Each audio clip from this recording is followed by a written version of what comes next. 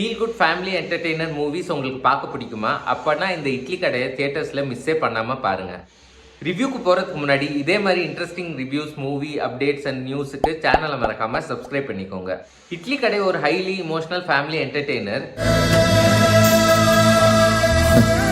நான் என்னவோ இட்லி சுட தான் பிறந்த மாதிரியே எனக்குள்ள ஒரு நினைப்பு. இட்லி குண்டாக்குள்ள கொக்கைனை கடத்துறது, கஞ்சாவை கடத்துறதுன்ற மாதிரியான படங்கள் தான் உங்களுக்கு பார்க்க பிடிக்கும்னா கண்டிப்பாக இதை ஸ்கிப் பண்ணிடுங்க.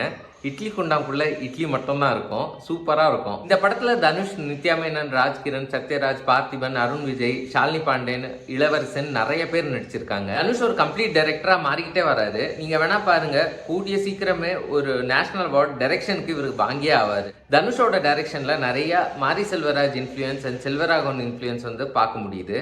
இட்லி கடை படத்தோட ஸ்டோரி லைன் இதுதான். ராஜ்கிரண் அவரோட கிராமத்தில் ஒரு சின்னதாக ஒரு இட்லி கடை வச்சு நடத்திக்கிட்டு வந்துக்கிட்டு இருப்பாரு.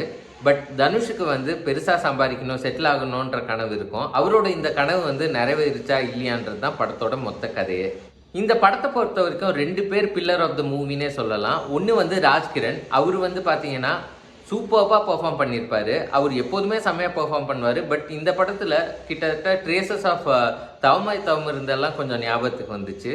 அடுத்த பில்லர் யாருன்னு பார்த்தீங்கன்னா ஜிவி பிரகாஷ். மியூசிக் அவ்வளோ சோல்ஃபுல்லாக இருந்துச்சு, சூப்பராக பண்ணியிருந்தாரு. சாங்ஸுமே ரொம்ப ரசிக்கும்படியாக இருந்துச்சு. அருண் விஜயை பாராட்டியே ஆகணும். என்னைய இருந்தாலுக்கு அப்புறம் ஒரு கம்ப்ளீட் வில்லனாக நடிச்சிருக்காரு.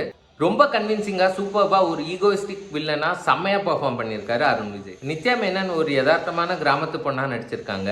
பார்த்திபன் கம்மியான சீன்ஸ் வந்தாலுமே செம்மையாக ஸ்கோர் பண்ணிட்டு போகிறாரு. படத்தில் நிறைய மூமெண்ட்ஸ் வந்து செம்மையாக ஒர்க் அவுட் ஆயிருந்தது. கண்ணுக்குட்டி சீன் ஒன்று வரும், செம்ம இமோஷ்னலாக இருந்துச்சு அந்த சீனு. அதே மாதிரி இளவரசு வந்து ஃபேமிலியை ரொம்ப வருஷம் கழித்து மீட் பண்ணுவார். அந்த சீனுமே ரொம்பவே நல்லா எடுத்திருந்தாரு தனுஷ். இந்த மாதிரி நிறைய பாசிட்டிவ் நிறைஞ்சிருக்கிற படம் தான் இந்த இட்லி கடை.